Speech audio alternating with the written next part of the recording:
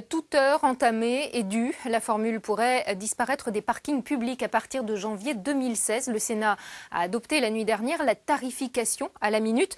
C'était une demande de longue date des associations de consommateurs. Michel Rey avec Jean-Laurent Serra.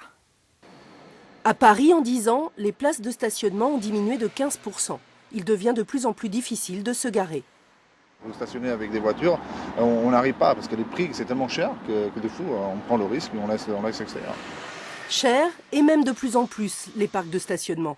D'après l'UFC Que Choisir, en 20 ans, leurs tarifs ont augmenté 2,5 fois plus vite que l'inflation. En 2011, les Parisiens y ont dépensé 600 millions d'euros.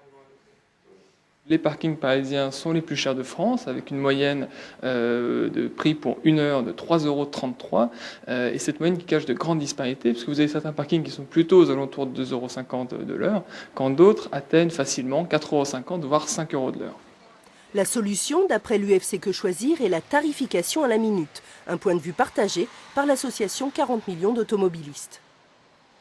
Aujourd'hui, on paye réellement pour ce que l'on consomme. Ça va permettre aussi la meilleure rotation des véhicules. C'est important dans des villes où les places de stationnement sont de plus en plus rares, puisque en général, les gens restent de fait en se disant de toute façon, je vais payer pour 2 heures, donc autant que je reste à me promener pendant 2 heures plutôt qu'à reprendre mon véhicule.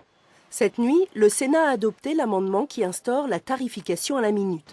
Grâce à elle, les automobilistes devraient voir baisser le prix de leur ticket de parking de 16%. Mais les exploitants de parcs de stationnement prévoient déjà de répercuter ce manque à gagner sur les redevances qu'ils versent aux collectivités locales. Ça veut dire un rééquilibrage du contrat entre l'opérateur et la collectivité locale. Donc peut-être une perte de recettes, certes pour l'opérateur, mais également une perte de redevances pour le délégant, à savoir la collectivité locale. Les tractations ne font donc que commencer. Le texte doit encore être adopté par l'Assemblée nationale.